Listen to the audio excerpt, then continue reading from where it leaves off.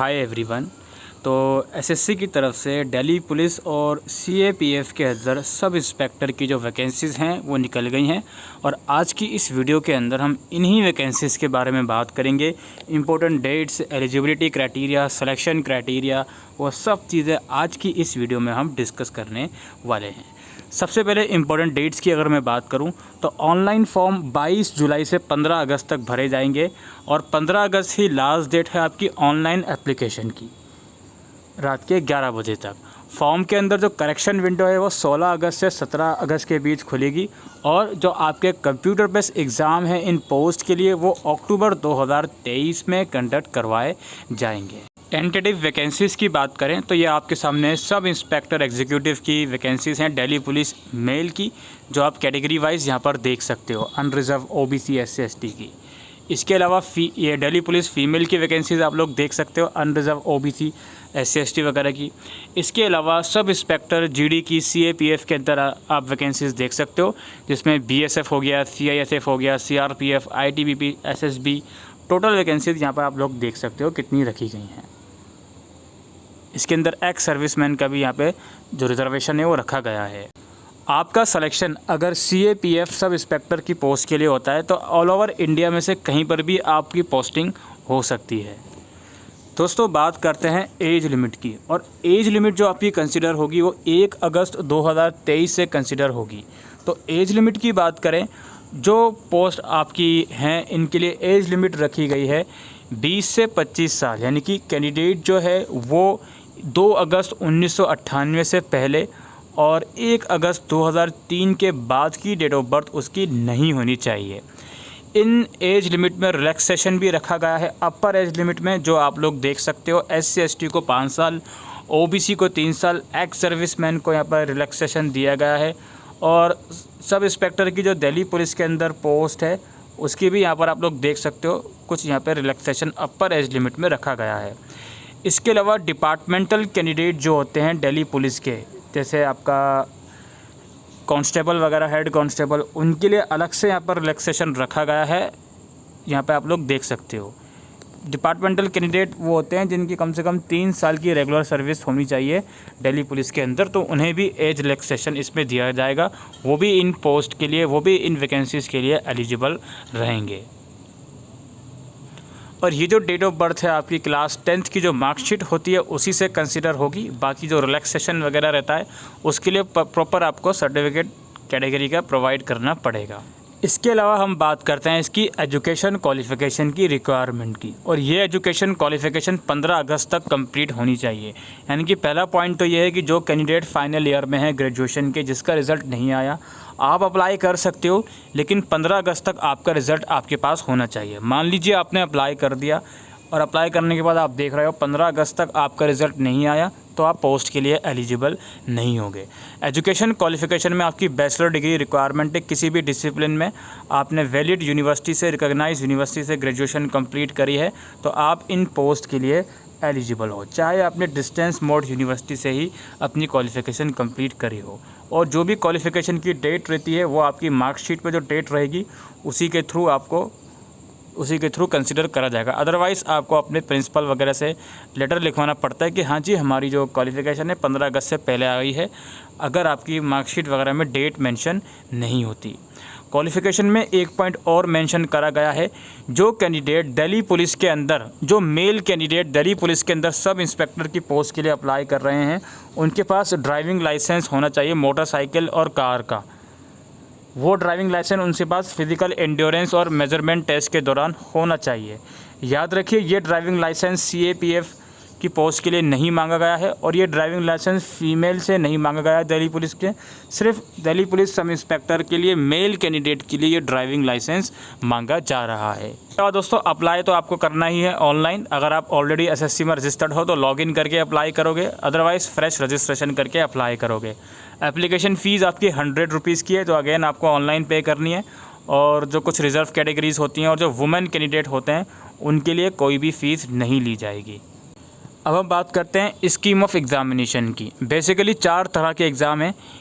एक है आपका पेपर 1, इसके बाद है physical standard test, physical endurance test और फिर है आपका पेपर 2। तो ये 4 तरीके के एग्ज़ाम है और इसके बाद मेडिकल वेरिफिकेशन भी आप लोगों का होगा। तो पेपर 1 की सबसे पहले हम बात करते हैं। पेपर 1 में 4 सेक्शन रहेंगे: general intelligence and reasoning, general knowledge and general awareness, quantitative aptitude, English comprehension. 50-50 question रहेंगे, 50-50 मार्क्स के। टोटल 2 घंटे का पेपर 1 होगा। ठीक है। पेपर 2 की अगर मैं बात करूं तो इसमें इंग्लिश लैंग्वेज एंड कॉम्प्रिहेंशन का सेक्शन है। 200 क्वेश्चन रहेंगे, 200 मार्क्स के। 2 घंटे का आपका पेपर रहेगा। दोनों ही पेपर इंग्लिश और हिंदी दोनों ही मीडियम में आएंगे except for the language section, यानी कि इंग्लिश सेक्शन को अलावा बाकी के जितने भी सेक्शन हैं वो इंग्लिश और हिंदी दोनों ही मीडियम में आएंगे। और ऑब्जेक्टिव टाइप ये टेस्ट रहने वाला है। नेगेटिव मार्किंग होगी 1/3 की, यानी कि जितने मार्क्स का क्वेश्चन है उसके लिए 1/3 डिडक्ट होंगे, यानी कि 1 नंबर का क्वेश्चन है तो 1/3 ऑफ द मार्क्स आपके डिडक्ट होंगे नेगेटिव मार्किंग के बेस पर, अगर आपका MCQ बेस में आंसर गलत होता है तो। और अगर एक से ज़्यादा शिफ्ट में एग्ज़ाम होता है तो नॉर्मलाइज का जो फॉर्मूला है उसके थ्रू आपका जो स्कोर है वो कैलकुलेट करा जाएगा। एग्ज़ाम के बाद आंसर्स की वगैरह वेबसाइट पर आती हैं तो उसको आप देख सकते हो। यहाँ पर NCC का सर्टिफिकेट जिसके पास भी होगा 15 अगस्त या उससे पहले उन्हें पेपर 1 और पेपर 2 में कुछ बोनस मार्किंग दी जाएगी और वो डिपेंड करता है कि किस कैटेगरी का आपके पास सर्टिफिकेट है, तो वो यहाँ पर आप लोग देख सकते हो। इसके अलावा यहाँ पर डिटेल सिलेबस भी अवेलेबल है पेपर 1 का, पेपर 2 का। अभी दोस्तों थोड़ी देर में ये भी चीज़ हम डिस्कस करेंगे कि एक्चुअल में सिलेक्शन का प्रोसीजर क्या है। अभी हम डिस्कस कर रहे हैं कि पेपर 1, पेपर 2, PET वगैरह में क्या इसके क्राइटेरिया हैं, क्या इसका प्रोसीजर है। तो अब हम बात करेंगे फिज़िकल स्टैंडर्ड टेस्ट की और फिज़िकल एंड्योरेंस टेस्ट की। सबसे पहले फिज़िकल स्टैंडर्ड टेस्ट की बात करते हैं और ये सभी पोस्ट के लिए हम बात कर रहे हैं।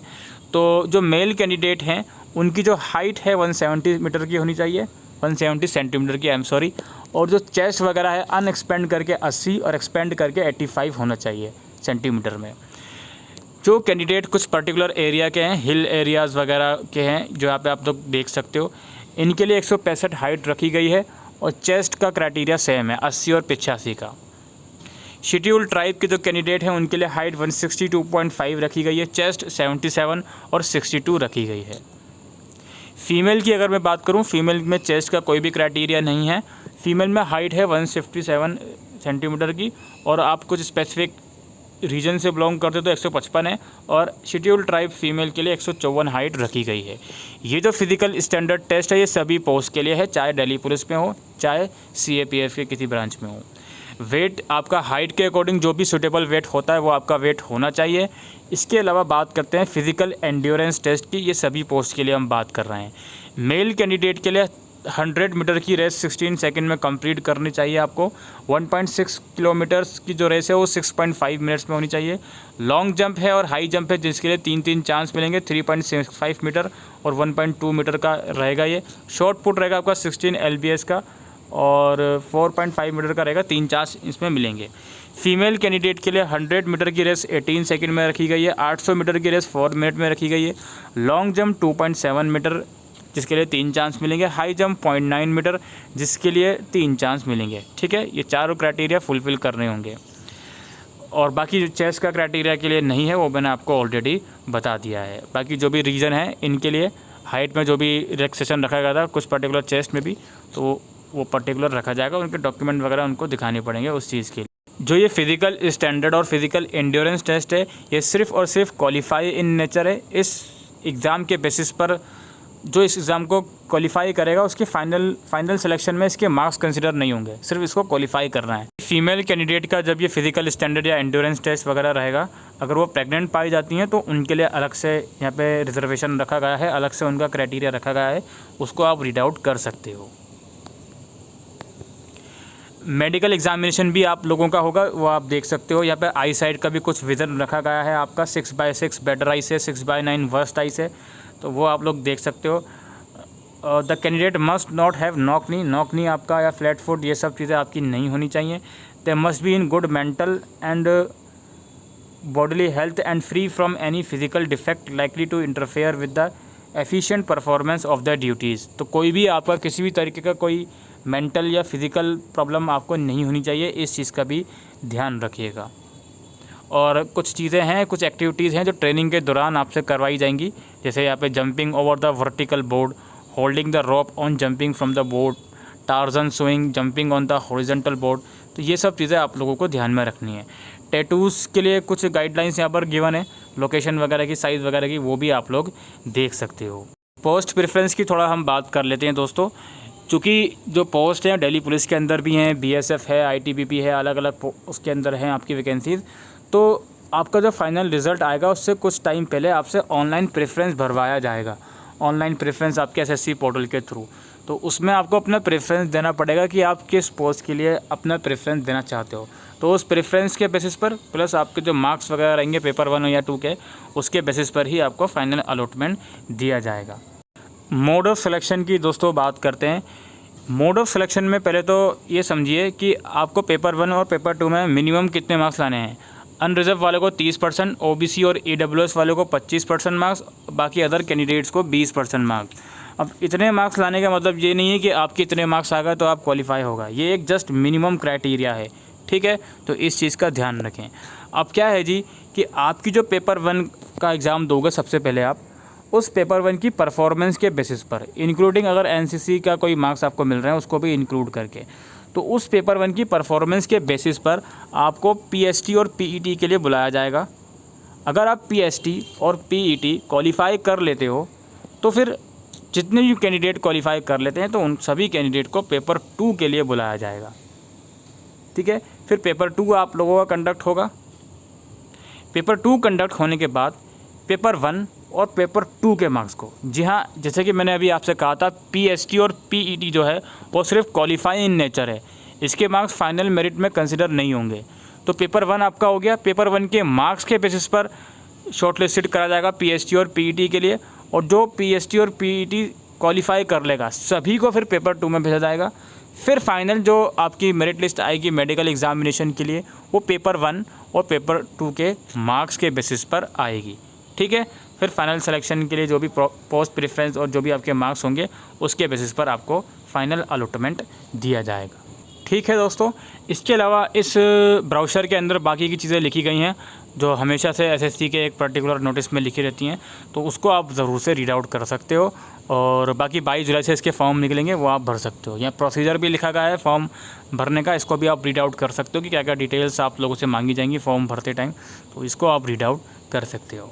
इसी के साथ दोस्तों आज के लिए वीडियो में इतना ही। Thank you.